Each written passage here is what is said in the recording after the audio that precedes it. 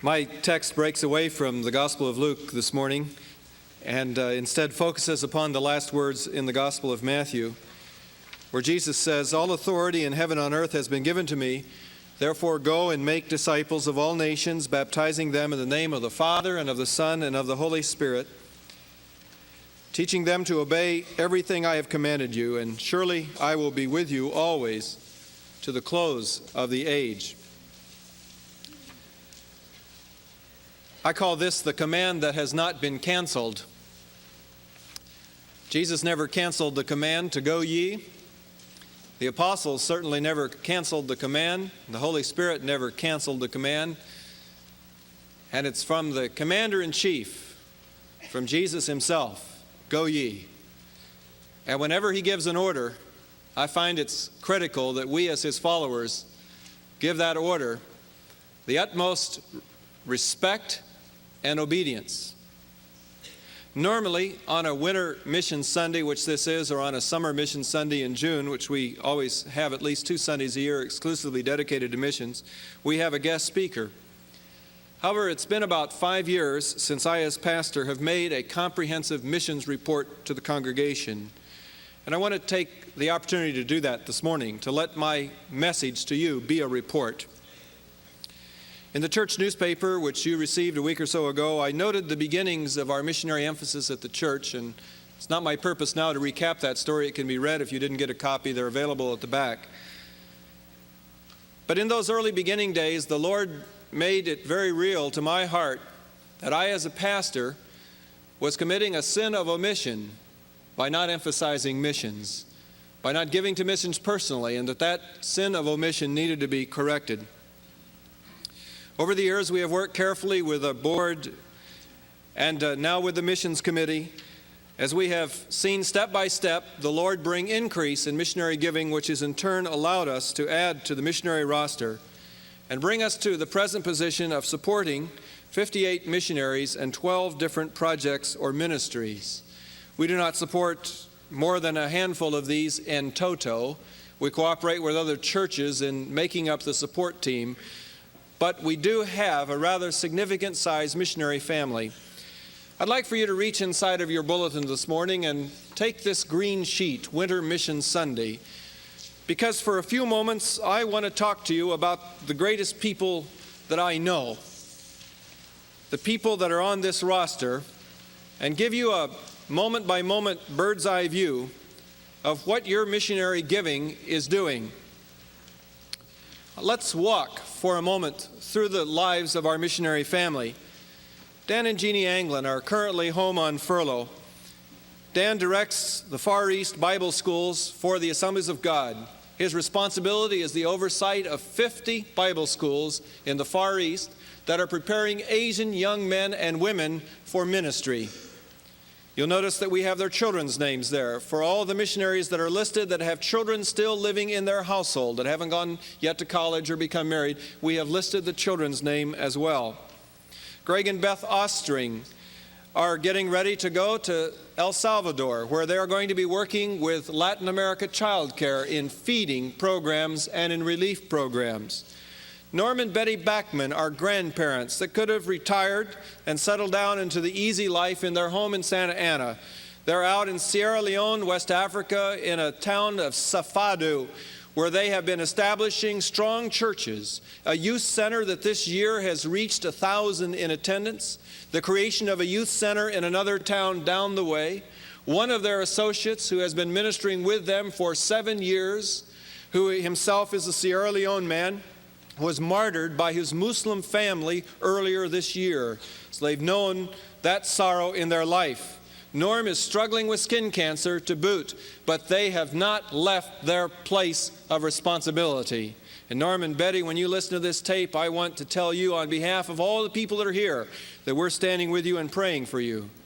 Dale and Wanda Barber are working to establish a Chinese church in Los Angeles that is coming along real well. Their daughter Gail is an alumnus from this church that today is in Bangkok, Thailand for her first full term as a missionary, working as librarian and teacher at the Bangkok Theological Institute. Harry and Martha Bartell are working among Hispanic peoples, migrant workers in Southern California. working in towns with strong Hispanic populations to establish the church and to see the work of evangelism done. Dan and Anita Bogdan, with their daughter Michelle, leaving Mike behind here at SCC, have just returned to Singapore for evangelism. Jerry and Vicki Brown are in Ecuador, Quito, where just this past year they had a citywide crusade with a great gospel tent meeting that made a deep impact upon that city. Jerry was a former student of mine and is discipling ministers in knowing how to minister God's word to their people. John and Lois Bueno serve in San Salvador, El Salvador, but really all across the Latin American world. God has helped them to raise up a church in this generation in San Salvador that has grown from 100 to 20,000 people, a school system that begins with K and continues with 2,000 students through the second year of college, a feeding program and a nutrition program, a vital work in Latin America. Wayne and Judy Cagle have just returned to Jakarta, Indonesia, this great, largest Muslim country in the world, a city of 10 million where they are at work directing the Bible school, training workers, Indonesian workers for the harvest. Bob and Marge Carlson are directing college extension theological education with International Correspondence Institute in Europe. Students that can't get to a school are training at home. Larry and Dorothy Cederblum have just returned home from Panama, where this term they saw a strong Bible school physically constructed to be able to accommodate the tremendous numbers of Panamanian young people that are preparing for ministry. Jenny Cirillo, one of our alums, is getting ready now to go to Hong Kong, where she will assist Tom Muzio in a language evangelism outreach which uses the English language as a vehicle for evangelism. Chinese people wanting to learn English sign up for the course. The Bible is used as a text. This is a program very well developed, very sophisticatedly developed. And then in informal conversations, witnessing is underway. Doug and Ruth Clark are serving in Nicosia, Cyprus, overseeing 50 missionaries and lay workers in the Middle East for the Assemblies of God. When they were in Turkey, I had the chance of being in their home in Izmir, Turkey, a city of 1 million people, 5 born-again Christians in the whole city. There wasn't room for denominations when you've got 5 Christians out of 1 million. And they have been under the cover of being language teachers, which they were doing in the university, but they were trying to help the Church of Jesus Christ get underway in Turkey. God has now moved them to Cyprus, where they are directing the work of missions in the Muslim world, from the Black Sea to the Red Sea, from Amman to Malaga, to the Turks, the Berbers, the Arabs, the Iranians, to dozens of ethnic subgroups, 5 major languages, and the whole world of Islam. Andy and Judy Cunningham are young missionaries in Togo, West Africa, establishing a church in southern Togo. Jerry and Evelyn Elder are part of our congregation. Jerry is the director of the Division of Wycliffe for regional offices. Their goal in this decade is to recruit more than 3,000 translators and workers. Their goal is to enter 800 more language groups, to complete all translation work in the Americas. Wherever there is a group unreached in the Americas, by the time this decade is closed, all translation work would have been completed. Their goal is to complete in this decade 500 additional translations. Last year, the Lord raised up more than 300 new workers in Wycliffe alone in the U.S. When Jerry and Evelyn began their work with Wycliffe in Peru in 1953, at that time, the Bible was being translated by Wycliffe translators into 35 languages of the world. Today, this year, Wycliffe entered its 1,000th language. In the last 31 years, from 35 languages to 1,000 languages. Friends, many people are not aware of this, but this century is the greatest century in the history of the church for mission. It is far surpasses even what was in the apostolic days. The extent of the gospel is going to all the nations. I hold in my hand a treasured thing that I have showed you before, the 200th translation and complete in toto of the New Testament done by Wycliffe translators, a language in northern Ghana. It was given to me by the Wycliffe people in this church, completed last year.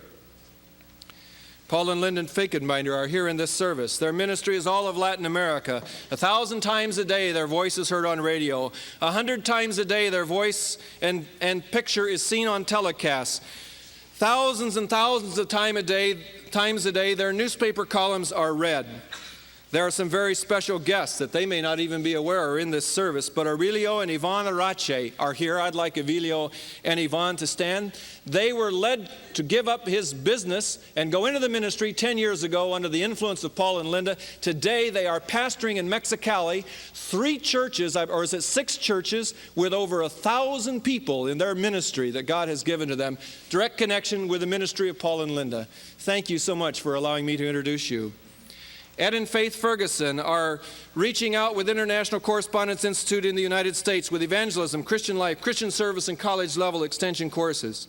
George and Esther Flattery, whom we support, are directing the global ministry of International Correspondence Institute.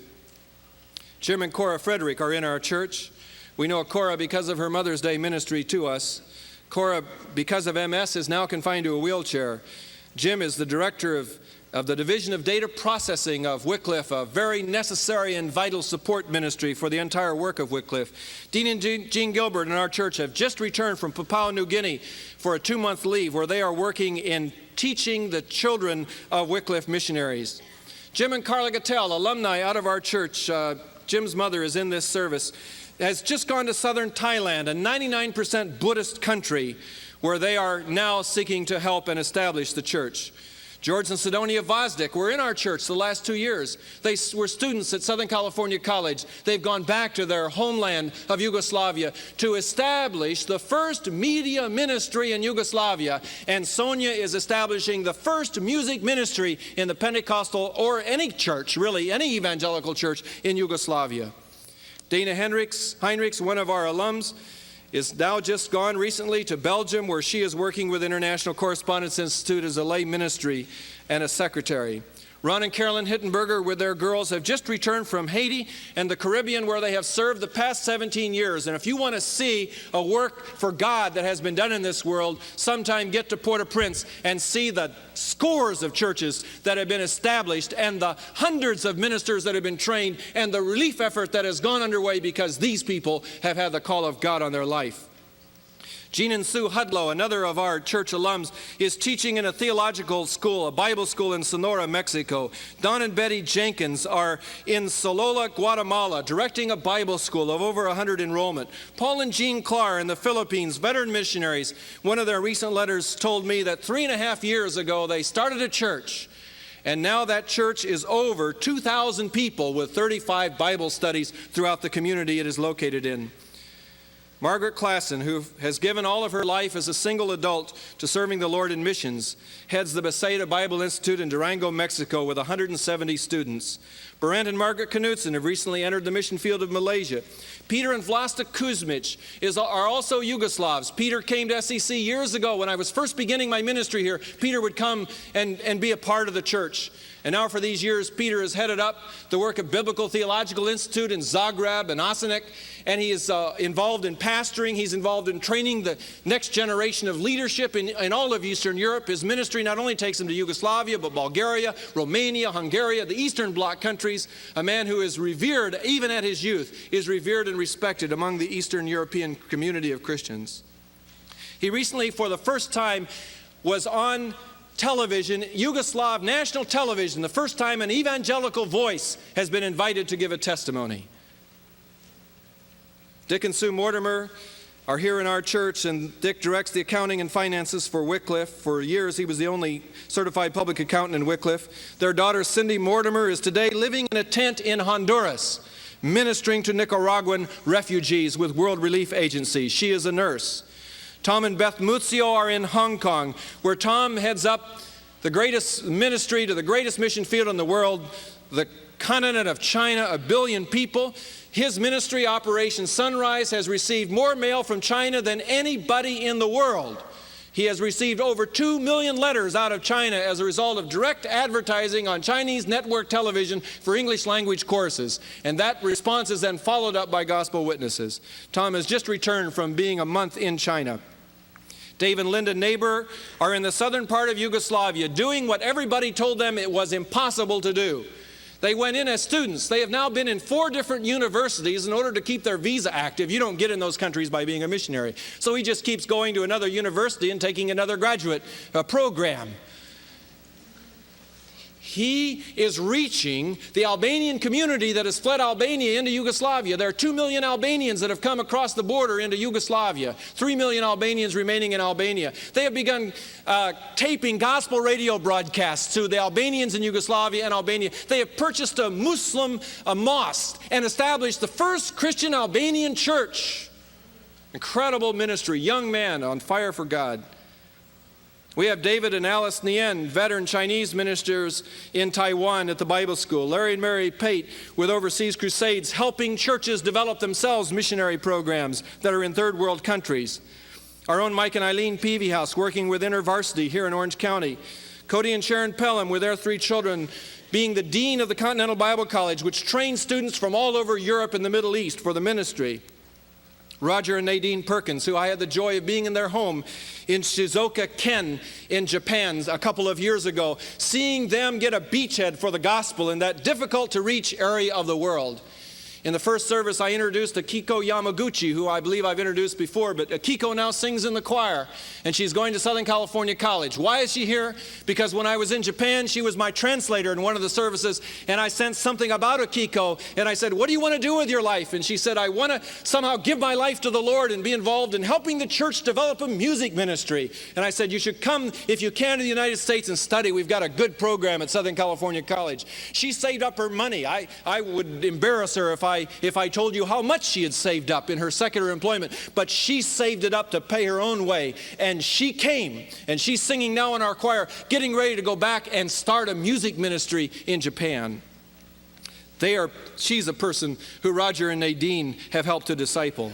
Bill and Marcia Pett are with their 3 children working among the Arawak people in Suriname, Central America. David and Wardella Plymire in the Bible School in Taiwan. Ari Poldervart, one of our own young men, who's now getting middle-aged, is out living with the Paiute Indians, translating the Word of God. Sent me this copy recently of the portion of the Old Testament on Elijah and Elisha, which they have put into comic book fashion because they found the Paiute Indians will read that more readily. Jim and Robbie Robinson out in Malawi, directing an outreach in this East African Republic of 6 million. Leonard and Frankie Sampier, grandparents, out working among the American Indians. The Sandstroms working in Eastern Europe, establishing a strong outreach ministry to train leaders to Eastern Europe and being an encouragement to Eastern European churches. Ron and Wanda Summers, whom many of us know because they were a part of our church fellowship. Where their little children, Amy and John, are in Kampala, Uganda, a city of 500,000, filled with danger. One of the most difficult places in the world to live.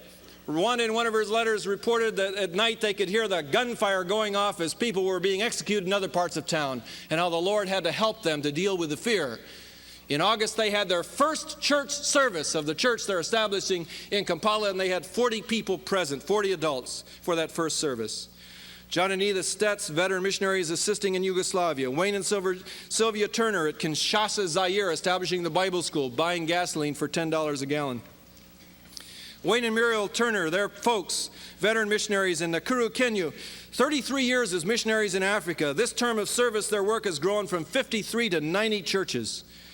Dave and Fran Wakefield, Wycliffe missionaries, boating among the Miniafia people in New Guinea, bringing the Bible to them and giving them the church. John and Betty Weidman, working and directing literature outreach for all West Africa. Bernice Wheeler at the Lillian Thrasher Orphanage in Asuat, Egypt, which in the early days, I see Brother and Sister Crouch here, were working in that ministry and helped establish a Christian mission, the Assemblies of God mission in Egypt. And there is Bernice Wheeler working with these 800+ orphans in the Asuat Orphanage of Egypt. And then beyond that, there's Dr. and Mrs. Paul Williams, who are directing healthcare ministries. He's a medical doctor. Mike Wilson from our own church, Dr. Wilson's son, who is now in China, and he is working with a program of teaching English to university students. And in informal settings has an opportunity to be a witness. Dorcas Winfrey, directing the Children's Education Department for Wycliffe, or assisting and directing it, to filling teaching jobs for children's teachers all over the Wycliffe organization. Floyd and Millie Woodworth. Floyd prayed this morning, working in Latin America with Operation PACE, which is a program of applied Christian education, helping to train and encourage Christian leaders. Floyd this year has ministered to pastors in Nicaragua, in Guatemala, in Honduras, in El Salvador, a tremendous ongoing ministry. and Phil and Sandy Young with us in this service, who are with Wycliffe and just a year ago came home from Indonesia and are now working with the stateside office. In addition to this, we have aged ministers' assistants. We help Colonia Vigorera Orphanage in Baja, Mexico, that was founded by Charlotte Perot. Haven of Rest with our own Paul Evans. And the Hmong Outreach with Linda Gross. The mission field moved to us right here in Santa Ana and Garden Grove. 6,000 people from the hillsides of Laos came over here. I have personally met the pastor of the largest Hmong work in this area. Was in his home a week or so ago. He has 150 people. There are 6,000 Hmong people, and we were asking him, is another ministry needed? We don't want to compete. If we can help you by just throwing in our lot with you, we'll back you. And he said, by all means, we need everybody we can. We said, we'll help you, and we'll still go ahead with the Hmong ministry. One of the Hmong ladies in the church, Pang Ku, came up to me after the first service and said, Pastor, as a thanks for the support of the Hmong ministry, I want to give you this. And it's not just a gift for me, I think it's a gift for the whole church, because it's you that have made this ministry possible. We're reaching over 100 Hmong children and an increasing number of adults in the Hmong community. This, for those of you that aren't used to people wearing robes, is a surplice. She needle stitched by hand this whole beautiful surplice. I got so excited I almost went home and got my robe that I only wear on special occasions like weddings and preached in a robe this morning. I'll finish this sermon in the surplice. We support the work of Ken and Esther Weigel that they established in Bangalore, India with the International Correspondence Institute. Light for the Lost, literature outreach. We support our own church outreaches through the Great Commission trips, through love lifts and relief goods, through tape and video ministries, through video centers. We support our college because we believe that that's the future of missions and that's the future of the church. We can't be so nearsighted that we don't realize that the next generation has to be trained and equipped for the ministry, lay and missionary roles and pastoral roles. We support them. We support our own district council with its beginning of new churches. We support summer missionary interns, Teen Challenge in Orange County, Women's Penny Fund, and the list is on and on. Of the 58 missionaries that we are supporting, they are working in 28 countries. Beyond the 28 countries, some of them are regional ministers, minister to a whole region of the world. There are 5 regions of the world represented, 4 ethnic areas of the United States. If we were to add all the married spouses, all the children that are still at home, we'd have a missionary community on that 58 number roster of 160 people that we're standing behind. The great thing is that 14 of these 58 are alumni of Newport Mesa Christian Center. 14 of the 58, actually there are 19, but we don't count them twice if they're in spouses. We just are counting the 58 as one, even if there are 2. Does that make sense? 14 of the 58. I personally have made a pledge to myself and to the Lord that this church would have this response. Whenever a young person comes to us that is trained and is ready to go to the mission field, this church will say, we'll stand behind you. And when we say that, we mean more than we'll stand behind you in prayer. It means we're going to stand behind you and support you. I don't ever want to see this church ever have a young person go out to the mission field that we say, sorry, we can't help. That will never happen as God gives me breath. If we have to cut things in the church to do it, we will. Because it is critical that we not simply send our dollar, but that we send our own body as well. Another 15 of these 58 are Newport Mesa Christian Center families that fellowship and worship with us when they're home on furlough. Our heaviest areas of involvement in missions are to really establish the work of the Lord in church planting. We feel that the church must be brought into existence overseas, and there are people involved in church planting all the way from the seed stage through the harvest stage. We're involved in backing missionaries that are involved in Bible school and extension education, in translation, in evangelism, in leadership equipping, in literature distribution, and in relief. We do not as a church place a great deal of financial emphasis upon raising money for famine relief or orphans because we believe those are such attractive ministries to support that by and large the general public will support them. So it's been our special burden to back those ministries that the general public, even the unsaved world, don't have a heart for. And that is seeing that the body of Jesus Christ gets planted in another area in the world. We are for those ministries which can bring into being the church of Jesus Christ. The greatest need in the world is the bread of life.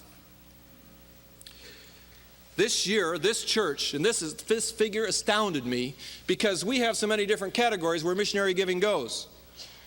We tithe, for example, our general fund. When you write tithe on an offering envelope, the first thing we do after the offering is counted, take the total of that tithe and write a check for 10%.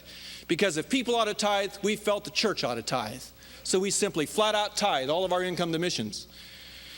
We get our income through missions faith promises, through writing on that offering envelope, missions. Some designate missions giving. There are some who have a burden for Paul Finkenbinder's ministry, and the Lord will lay it upon their heart. Let's give Paul $50 this month. We don't take any of that out. We don't say, well, we're supporting Paul $300 a month and somebody gave $50, so we'll just give him $250 this month. We'll give that $50 plus the $300. We're committed to passing on everything that's given. And we as well just take money out of the general fund. When we don't have it from the other funds to take it from, we'll say, let's take it out of general fund because that needs to be done. Harry Dalby brought in the report to me late this week and said, here is where we are heading this year, 1984. This church this year for missions, in all of its categories and ministries, will commit over $320,000 to missions. That figure stunned me. And what's so exciting about it is when we went in the building program 4 years ago, we said, we, with God's help, will not cut back on missions. We will not make the fatal mistake that churches make of getting in a building program and then cutting off the pipeline to missions. God, help us to double what we're doing. And I want to tell you, friends, and report, God has helped us in 3 years to double our missions commitment.